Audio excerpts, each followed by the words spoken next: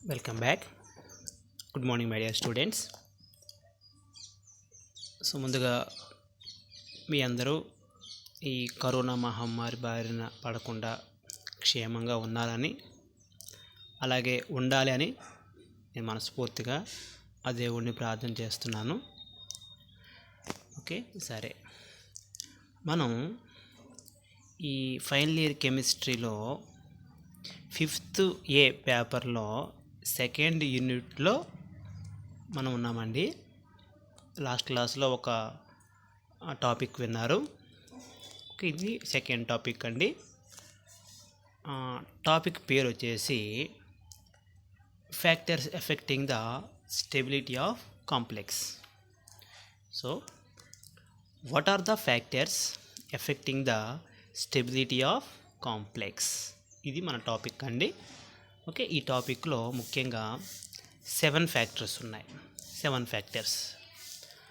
అందులో first factor వచ్చేసి nature of the central ion. Second factor వచ్చేసి electronegativity of the central ion. Third factor వచ్చేసి electronic configuration of the central ion. Fourth factor వచ్చేసి effective atomic number of the metal. Fifth factor వచ్చేసి nature of the ligand. Sixth factor వచ్చేసి environmental factors. And seventh one వచ్చేసి ring formation, దీన్ని cyclization అని కూడా అంటారండి. ఈ 7 ఫ్యాక్టర్స్ని 1 by 1గా మనం ఇప్పుడు డిస్కస్ చేద్దాం. అందులో ఫస్ట్ ఫ్యాక్టర్ వచ్చేసి nature of the central ion. Nature of the central ion మనకు స్క్రీన్ మీద కనిపిస్తున్నటువంటిది ఫస్ట్ ఫ్యాక్టర్ అండి. That is the first one.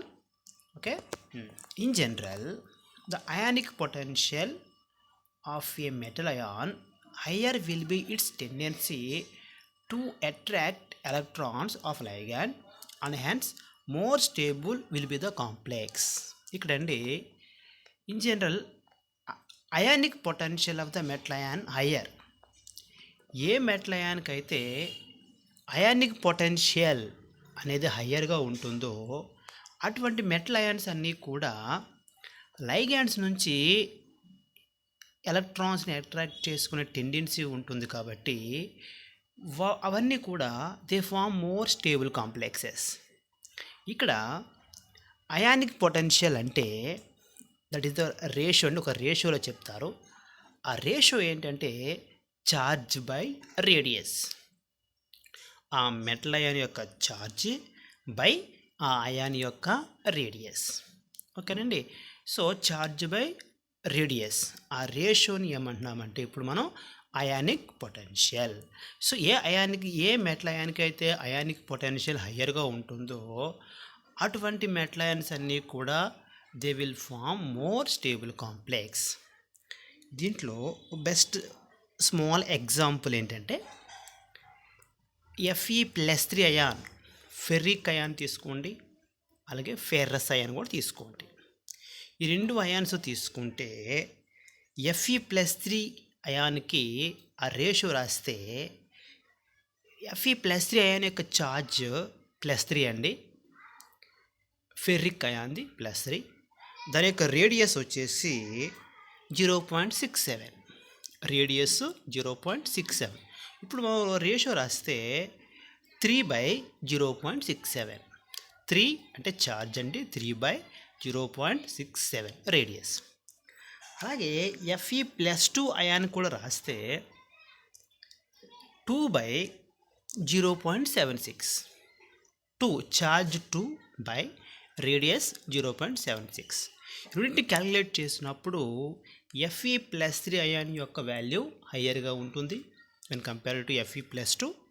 కాబట్టి Fe+3, Fe+2 రెండు అయాన్స్లో Fe+3 అయాన్ అనేది higher or more ionic potential ఉండడం వల్ల ఫెర్రిక్ అయాన్స్ అనేవి the form more stable complexes when compared to ferrous ions.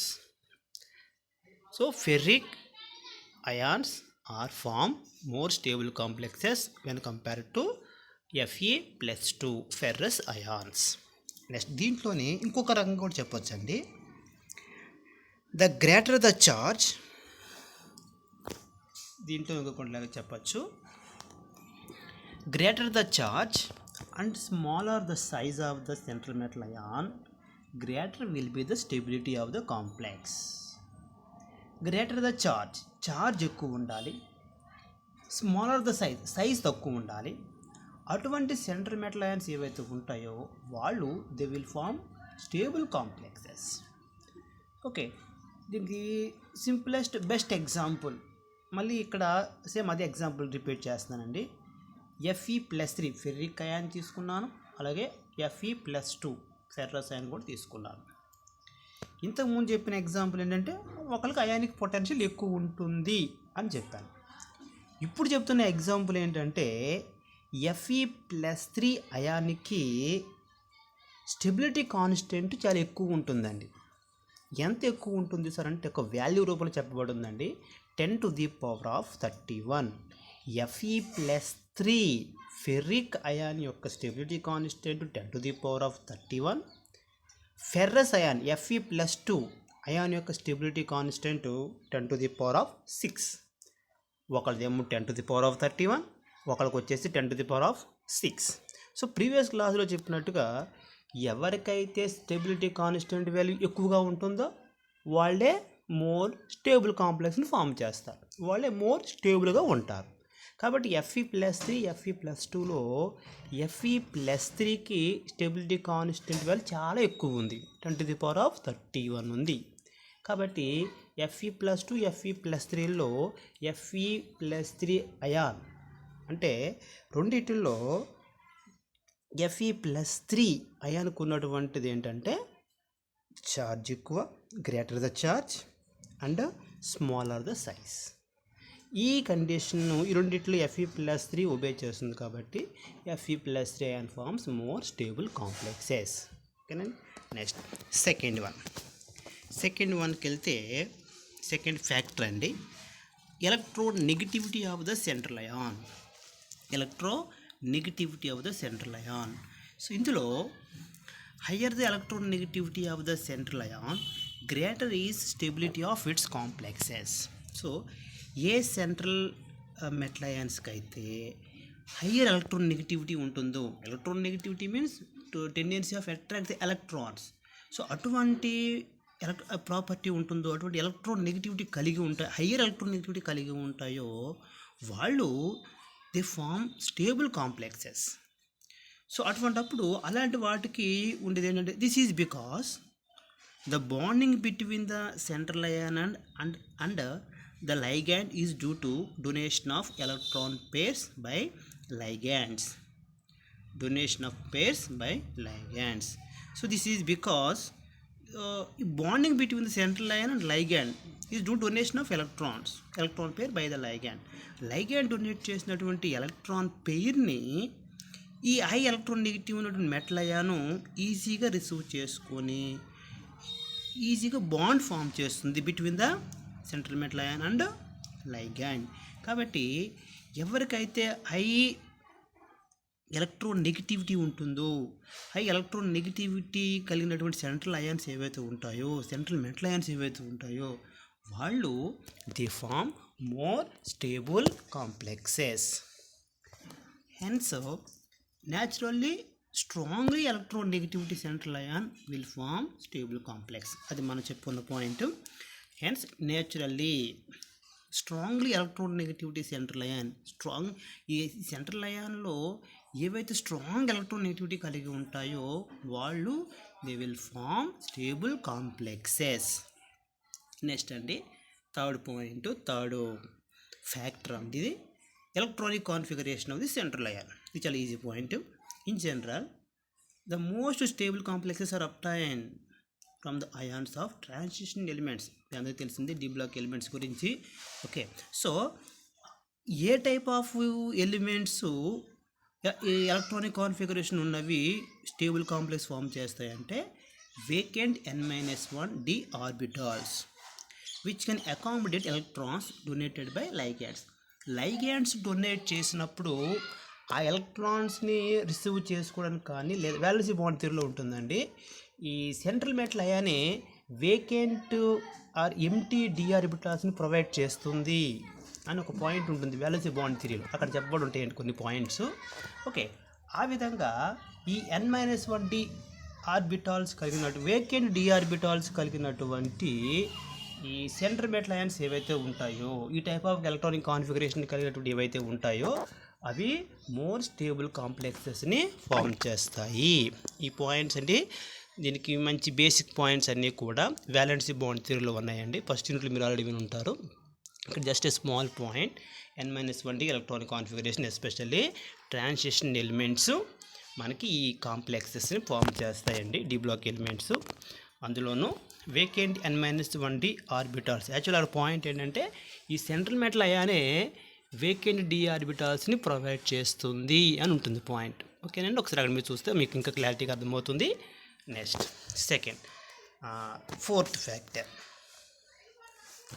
effective atomic number of the metal. Effective atomic number of the metal. This is the fourth factor. దీన్ని EAN rule అంటారండి. Already సిడ్జ్విక్ థియరీలో అక్కడ చాలా బాగా నేర్చుకుంటారు, మీరు already విని ఉంటారు. Just ఇక్కడ స్మాల్ పాయింట్ వచ్చేసి, according to this rule metal having effective atomic number equal to the atomic number of the next noble gas will form the more stable complex. ఏం లేదండి, metal having effective atomic number, ఈ మెటల్కి సంబంధించినటువంటి కాంప్లెక్స్కి సంబంధించినటువంటి effective atomic number ఏ అని అంటారండి, is equal to atomic number of the next noble gas will form the more stable complex. ఏం లేదండి, ఒక కాంప్లెక్స్ తీసుకుంటే ఆ కాంప్లెక్స్లో ఉండేటువంటి టోటల్ నెంబర్ ఆఫ్ ఎలక్ట్రాన్స్ మనం క్యాలిక్యులేట్ చేస్తాం. చిన్న ఫార్ములా ఉంది, ఆ స్మాల్ ఫార్ములా ఉపయోగించి మనం ఆ total number of electrons calculate చేస్తాం. వచ్చిన ఎలక్ట్రాన్స్ని దేంతో కంపేర్ చేస్తారంటే నోబెల్ గ్యాస్ యొక్క అటామిక్ నెంబర్ ఆఫ్ ఎలక్ట్రాన్స్తో మనం వాటిని కంపేర్ చేస్తాం. అలా కంపేర్ చేసినప్పుడు ఈ ఎలక్ట్రాన్స్ యొక్క నెంబరు నోబెల్ గ్యాస్లో ఉన్నటువంటి ఎలక్ట్రాన్స్ యొక్క నెంబరు రెండు ఈక్వల్ అయితే ఓకే. సో నోబెల్ గ్యాస్లో వాళ్ళు స్టేబుల్ కాబట్టి మోర్ స్టేబుల్ కాబట్టి అన్ని ఎలక్ట్రాన్స్ వీళ్ళు కలిగి ఉన్నాడు కాబట్టి, కాంప్లెక్స్ కూడా కలిగి ఉంది కాబట్టి వీడు కూడా మోర్ స్టేబులే అనేటువంటి బేసిక్ పాయింట్ మీద ఈ ఫ్యాక్టర్ ఎఫెక్ట్ ఉందండి. ఇది సిడ్జ్విక్ థియరీ చెప్పబడి ఉంది. అందులో the effective atomic number of the metal ion in a complex is obtained by detecting the number of electrons lost in the ion formation from the atomic number of the metal and then adding the number of electrons gained by the coordination. ఇది ఏం కాదండి, ఇది small formula ఉంది, ఆ formula గురించి చెప్పబడి ఉంది. అది EAN ఈజ్ ఈక్వల్ టు అంటే effective atomic number is equal to atomic number of metal minus number of electrons lost in the ion formation. అయాన్ ఫార్మేషన్ అవుతున్నప్పుడు లాస్ అయినటువంటి ఎలక్ట్రాన్స్ యొక్క నెంబర్ అంటే ఏం కాదు, దాని యొక్క ఆక్సిడేషన్ స్టేట్. అది Fe+2 స్టేట్ ఉంది, Fe+3 స్టేట్లో ఉందా, ఏ స్టేట్లో ఉందో ఆ నెంబర్ వేసుకుంటామండి. అటామిక్ నెంబర్, ఆ మెటల్ యొక్క అటామిక్ నెంబర్ మైనస్ దాని యొక్క ఆక్సిడేషన్ స్టేట్ లేదా number of electrons lost plus electrons gained by the coordination or electrons gained by the ligand. Ligand నుంచి గెయిన్ చేసుకున్నటువంటి ఎలక్ట్రాన్స్ గెయిన్ చేసుకుంది, అదే ఫార్ములా అండి. ఒకసారి ఫార్ములా రిపీట్ చేద్దాము. Atomic number of the metal ion minus oxidation state లేదా number of electrons lost plus electrons gained by the ligand, number of electrons gained by the ligand. This is the small formula. So దీన్ని ఒక చిన్న example కూడా రాశానండి. అక్కడ K4FeCN6 అనే complex అని నేను రాశాను. మొబైల్లో టైప్ చేయడం వల్ల ఈ సఫిక్స్లుగా పెట్టడం రావట్లేదండి. మీకు అర్థమవుతుంది కాబట్టి మీరు అర్థం చేసుకోండి. K4 అది సఫిక్స్ అండి. అక్కడ FeCN6 6 CN లైగెండ్స్ అక్కడ 6 సఫిక్స్గా ఉండాలి. బట్ ఈ టైపింగ్లో మరి అలా రావడం లేదు, మొబైల్లో టైప్ చేశాను నేను. It is the complex K4Fe6 complex అండి అది. ఓకే, ఇందులో ఈ ఫార్ములా ప్రకారం రాస్తే 26 అటామిక్ నెంబర్, ఇక్కడ 26 అనేది atomic number of the metal, minus ఎన్ని ఎలక్ట్రాన్స్ కోల్పోయింది, 2 ఎలక్ట్రాన్స్ కోల్పోయింది, plus total number of electrons ఎన్ని లైగాండ్స్ గెయిన్ చేసింది, 12 ఎలక్ట్రాన్స్. అంటే 6 లైగాండ్స్ కాబట్టి ఒక్కొక్క లైగాండ్ 2 ఎలక్ట్రాన్స్ డొనేట్ చేస్తుంది కాబట్టి 6 × 2 that is equal to 12 electrons. So total చూస్తే 26 - 2 + 12. సో 12 ఎలా వచ్చిందంటే 6 × 2 అండి. అక్కడ 6 అంటే 6 లైగాండ్స్ ఉన్నాయి, ప్రతి లైగాండ్ 2 ఎలక్ట్రాన్స్ ఇస్తుంది కాబట్టి మొత్తం టోటల్గా 6 లైగాండ్స్ ఉన్నాయి. 6 × 2 12 that is equal to 26 - 2 + 12 that is equal to 36. అంటే ఈ K4Fe6 అనే కాంప్లెక్స్లో ఎన్ని ఎలక్ట్రాన్స్ ఉన్నాయి అంటే 36 ఎలక్ట్రాన్స్ ఉన్నాయి. ఇదే 36 ఎలక్ట్రాన్స్ క్రిప్టాన్లో కూడా ఉంటాయి. క్రిప్టాన్ యొక్క అటామిక్ నెంబర్ 36, దాంట్లో ఉండే నెంబర్ ఆఫ్ ఎలక్ట్రాన్స్ లేదా number of protons both are equal, that is also 36. కాబట్టి క్రిప్టాన్లో 36 ఎలక్ట్రాన్స్ ఉన్నప్పుడు వాడు స్టేబుల్ అయినప్పుడు ఈ K4Fe6లో కూడా 36 ఎలక్ట్రాన్సే ఉన్నాయి కాబట్టి బోత్ ఆర్ ఈక్వల్ కాబట్టి వీడు కూడా స్టేబులే. ఓకే, సో ఎవరైతే ఈఏఎన్ రూల్ ప్రకారం క్యాలిక్యులేట్ చేస్తే ఇన్నట్ గ్యాస్ ఎలక్ట్రాన్ నెంబర్కి ఈక్వల్ అవుతారో వాళ్ళు మోర్ స్టేబుల్, అవని వాళ్ళందరూ కూడా లెస్ స్టేబుల్, అయ్యే వాళ్ళందరూ కూడా మోర్ స్టేబుల్, ఈక్వల్ అవ్వని వాళ్ళందరూ కూడా లెస్ స్టేబులేనండి. సో ఈ ఈఏఎన్ రూల్ ద్వారా ఈ విధంగా ఈ పాయింట్ చెప్పబడింది. నెక్స్ట్ తర్వాత ఫ్యాక్టర్కి వెళ్దామండి మనం. 5th factor nature of the ligand. ఇంతకుముందు nature of the central ion విన్నాం, ఇప్పుడు నేచర్ ఆఫ్ ది లైగాండ్. ఎందుకంటే లైగాండ్ డొనేట్ చేస్తున్న ఎలక్ట్రాన్స్ని ఆ సెంట్రల్ మెటల్ అయాన్ గెయిన్ చేసుకుంటుంది. ఒక బాండ్ కావాల్సిన 2 ఎలక్ట్రాన్స్ లైగాండ్ డొనేట్ చేస్తుంది కాబట్టి ఈ ఫామ్ అయ్యే బాండ్ని కోవలెంట్ బాండ్ అంటారండి. ఓకేనండి, అవన్నీ ఫస్ట్ యూనిట్లో మీరు విని ఉంటారు. నేచర్ ఆఫ్ ది లైగాండ్లో the ligand which can donate its lone pair of electrons more easily to the central metal ion is said to be more basic. అసలు లైగాండ్ అంటేనే the capability of donating the electron pair to the central metal ion. దేనికైతే ఆ electron donate చేసే capability ఉన్నవాళ్ళు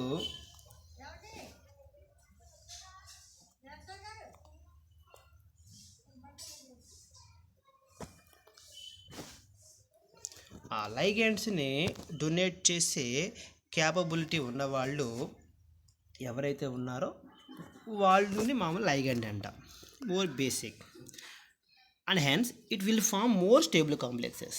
అటువంటి వాళ్ళందరూ కూడా they form more stable complexes. The strong bases like CN, ఇక్కడ CN మైనస్ అండి, టైపింగ్ మనకు కుదరలేదు. CN మైనస్ కానీ F మైనస్ కానీ NH3 అని NH3 సఫిక్స్ ఉండాలి, అక్కడ సఫిక్స్ లేదండి. Are good ligands and form stable complexes with more electropositive metals like sodium, calcium, aluminum and titanium and Fe. So వీళ్ళు ఈ type of ligand strong bases CN minus F minus and NH3 వీళ్ళు they are the good ligands. They form the more stable complexes with sodium and calcium, aluminum and iron etc.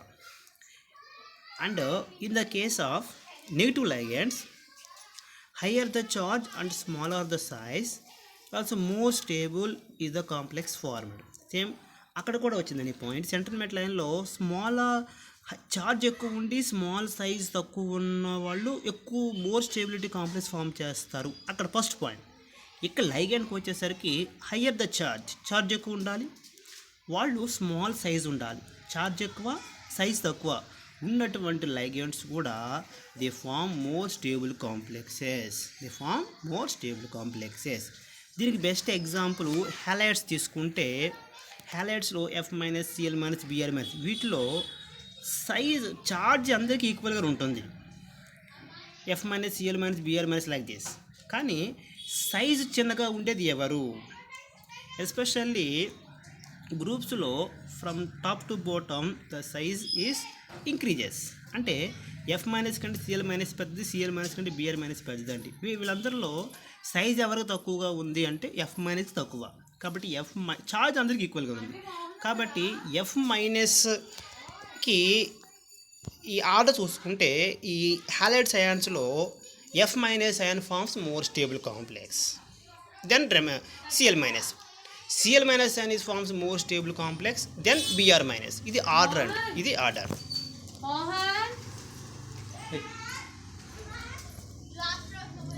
Next 6th point అండి, environmental factors. 6th point environmental factors. So ఈ factor మనకి ఏం explain చేస్తుందంటే temperature and ప్రెషర్ని గురించి చెప్తుంది. Temperature and pressure గురించి ఈ factor మనకి ఎక్స్ప్లెయిన్ చేస్తుందండి. The compound containing volatile coordination groups or ligands. Example like water or ammonia and ethylamine are less stable at elevated temperature and commonly undergo decomposition on heating. ఇది very simple point అండి. ఇప్పుడు కొన్ని కాంప్లెక్సెస్లో ఉండేటువంటి ligands the compounds containing volatile coordination groups, కొన్ని volatile నేర్చుకునే groups ఉన్నాయి, లేదా ligands అన్న ఉండవచ్చు. బెస్ట్ ఎగ్జాంపుల్స్ ఎవరంటే వాటర్ ఉండొచ్చు లైగెండ్ కింద, అమోనియా ఉండొచ్చు, లేదా ఇథిలిన్ డైఎమిన్ కూడా ఉండొచ్చు. ఇటువంటి వాళ్ళు లైగెండ్స్గా ఉన్నప్పుడు వాళ్ళు ఎలివేటెడ్ టెంపరేచర్ దగ్గర అంటే హీట్ చేసినప్పుడు దే ఆర్ లెస్ స్టేబుల్. ఎందుకని లెస్ స్టేబుల్ అంటే ఇప్పుడు వాటర్ తీసుకున్న, అమ్మోనియా తీసుకున్న, ద హైడ్రేటెడ్స్ ఆర్ లూజ్ వాటర్. ఈ హైడ్రేట్స్ ఏవైతే ఉన్నాయో అవి వాటర్ లూజ్ అయిపోతుందండి, లూజ్ ద వాటర్. అలాగే లాస్ ద అమోనియా మాలిక్యూల్ కూడా లాస్ అయిపోవచ్చు. అలాగే ఇథిలిన్ డైఎమిన్ కూడా లాస్ అయిపోవచ్చు. సో కాబట్టి హీట్ చేసినప్పుడు ఇటువంటి లైగెండ్స్ అనేవి లాస్ అయిపోతున్నాయి. కాబట్టి ఈ లైగెండ్స్ ఉన్నప్పుడు అటువంటి హీట్ చేసినప్పుడు ఇవన్నీ ఈజీగా లాస్ అయిపోతున్నాయి. కాబట్టి అటువంటి కాంప్లెక్సెస్ మీద టెంపరేచర్ ఎఫెక్ట్ ఉంది. కాబట్టి అటువంటి కాంప్లెక్సెస్ని కూడా మనం లెస్ స్టేబుల్ కాంప్లెక్సెస్ అనవచ్చు. They are also less stable at elevated temperature. Similarly pressure విషయం కూడా తీసుకుంటేనండి, the reduction in the pressure, the compounds usually results in loss of volatile compounds. Same ఇదే పాయింట్ ప్రెషర్ని తీసుకుంటే reduction in the pressure, the compounds usually results in loss of volatile compounds. So దీని మీద ఈ same temperature effect ఉన్నట్టే ఆటోమేటిక్గా pressure effect కూడా ఉంటుందండి. Okay, so మళ్ళీ పాయింట్ చూస్తే రిడక్షన్ ఇన్ ప్రెషర్. సో ప్రెషర్లో ఏమన్నా రిడక్షన్ గట్ట ఉన్నప్పుడు the compounds usually results in loss of volatile compounds. ఈ వాలటైల్ కాంపౌండ్స్ కొన్ని లాస్ అవుతాయి టెంపరేచర్ లాగానే, అప్పుడు కూడా ఆ కాంప్లెక్సెస్ అనేవి మనకి లెస్ స్టేబుల్ అయిపోతాయండి. The complexes are such type of complexes are less stable. Next the most important last factor ring formation. So ring formation అంటే ఏం లేదండి, nothing but సైక్లిజేషన్. The ring formation is the most important factor in the formation of coordination compound. ఈ coordination compounds, ఈ complex కాంపౌండ్స్లో ఈ ring formation అనేది చాలా important factor అండి. ఏ compound capable of cyclization will be relatively more stable. ఏవైతే ఈ ring formation చేసేటువంటి compounds ఉన్నాయండి, ఆ కాంపౌండ్స్ అన్నీ కూడా they are capable of cyclization will be relatively more stable. ఈ సైక్లైజేషన్ని ఫామ్ చేసేటువంటివి, రింగ్ ఫార్మేషన్ చేసేటువంటి కాంపౌండ్స్ అన్నీ కూడా మోర్ స్టేబుల్ అండి. సో ఎందుకు మోర్ స్టేబుల్ అంటే ఈ ring formation takes place when single coordination group or molecule has more than one coordination position for the same central atom. ఏం లేదండి, ఈ రింగ్ ఫార్మేషన్ అనేది సింగిల్ కోఆర్డినేషన్ గ్రూప్ అయి ఉండొచ్చు, లేదా molecules have more than one coordination group అన్న ఉండొచ్చు. అంటే ఇందులో మీకు కరెక్ట్గా ఎగ్జాంపుల్ చెప్పాలంటే లైగ్యాండ్స్లో టైప్స్ ఉన్నాయండి. మోనోడెంటేట్ లైగ్యాండు, బైడెంటేట్ లైగ్యాండు, ట్రైడెంటేట్ లైగ్యాండు, టెట్రాడెంటేట్ లైగ్యాండు, అలా కిందకి వెళ్తే హెక్సాడెంటేట్ లైగ్యాండ్. వీటన్నిటిని కలిపి సింపుల్గా పాలీడెంటేట్ లైగ్యాండ్స్ అని చెప్పవచ్చు. పాలీడెంటేట్ లైగ్యాండ్స్ అని చెప్పవచ్చు. ఇందులో బైడెంటేట్ లైగ్యాండ్ ఇన్వాల్వ్ అయితే 2 డోనర్ ఆటమ్స్ ఇన్వాల్వ్ అవుతాయి. అలాగా ట్రైడెంటేట్లో మూడు వస్తాయి, ఇది టెట్రాలో 4 వస్తాయి. లాస్ట్కి 6కి వచ్చేసరికి హెక్సాడెంటేట్లోకి వచ్చేసరికి 6 ఆటమ్స్ మనకి ఎలక్ట్రాన్ పైన డొనేట్ చేస్తే రెడీ అవుతాయి. దానికి బెస్ట్ ఎగ్జాంపుల్ ఈడిటిఏ. సో ఇలాగా ఈ వీటినే పాలీడెంటేట్ లైగ్యాండ్స్ అని కూడా అంటారు. ఇవి సెంట్రోమెటల్ అయాన్తో కలిసి కాంప్లెక్స్ ఫామ్ చేసినప్పుడు ఒక రింగ్ టైపు స్ట్రక్చర్ ఉన్నటువంటి కాంప్లెక్స్ ఫామ్ అవుతుందండి. వీటినే కీలేటెడ్ కాంప్లెక్స్ అంటారు. Chelated complexes more stable complexes. The form more stable complexes అండి. ఓకే, కీలేటెడ్ కాంప్లెక్సెస్ అనేవి మోర్ స్టేబుల్ కాంప్లెక్సెస్. ఎవరిని అంటారు అంటే రింగ్ టైప్ ఫామ్ చేసేటువంటి, అందులో లైగ్యాండ్స్లో కొన్ని 5 మెంబర్ రింగ్స్ ఉన్న లైగ్యాండ్స్ ఉంటాయి, 6 మెంబర్ రింగ్ ఉన్నటువంటి లైగ్యాండ్స్ ఉంటాయండి. వీళ్ళు ఇన్వాల్వ్ అయినప్పుడు ఇటువంటి ring type complex compounds form అయ్యే అవకాశం ఉంటుంది. Bidentate ligands the best example ethylene diamine కాపర్తో కాంప్లెక్స్ ఉంది. ఇథిలీన్ డయమీన్ కాపర్తో కాంప్లెక్స్ ఉంది. వాడు రింగ్ టైపు సైక్లైజేషన్ ఉన్నటువంటి కాంప్లెక్స్ ఫామ్ చేస్తాడు. అలాగే ద బెస్ట్ ఎగ్జాంపుల్కి వచ్చేసరికి EDTA forms complex even with large ions such as కాల్షియంతో కానీ కోబాల్ట్తో కానీ ఈడిటిఏ అనేది మోర్ స్టేబుల్ కాంప్లెక్సెస్ని ఫామ్ చేస్తుంది. Ring type more closed type of కాంప్లెక్సెస్ని ఫామ్ చేస్తుంది. దీనికి ఈ స్క్రీన్ మీద చూసింది మీరు చూస్తారండి. బైడెంటేట్ లైగ్యాండ్తోనే ఒక కాంప్లెక్స్ రాశాను. అలాగే పాలీడెంటేట్ లైగ్యాండ్తో ఒక కాంప్లెక్స్ రాశాను. సో వీటిని రింగ్ టైప్ కాంప్లెక్సెస్ అంటారండి, క్లోజ్డ్ టైప్ కాంప్లెక్సెస్ అంటారు. ఈ క్లోజ్డ్ టైప్ కాంప్లెక్సెస్ అనేవి రింగ్ ఫార్మేషన్ లేదా సైక్లైజేషన్ అండి. These are the more stable complexes. అంటే కొన్ని లైగ్యాండ్స్ ఉన్నాయి, అది పాలీడెంటేట్ లైగ్యాండ్స్ లైక్ ఈడిటిఏ అనేది ఆ కాల్షియంతో కానీ లేకపోతే కోబాల్ట్తో కానీ కలిసినప్పుడు ఒక రింగ్ టైప్ క్లోజ్డ్ స్ట్రక్చర్ వచ్చేటువంటి ఒక కాంప్లెక్స్ని ఫామ్ చేస్తుందండి. మీరు స్క్రీన్ మీద కనిపిస్తున్న డయాగ్రామ్ చూస్తే మీకు అర్థమవుతుంది. సో ఇటువంటి రింగ్ టైప్ ఆర్ సైక్లైజేషన్ని ఫామ్ చేసేటువంటి లైగ్యాండ్స్ ఏవైతే ఉంటాయో ఆ విధంగా ఫామ్ అయ్యేటువంటి కాంప్లెక్సెస్ ఏవైతే ఉంటాయో అవన్నీ కూడా more and more stable complexes.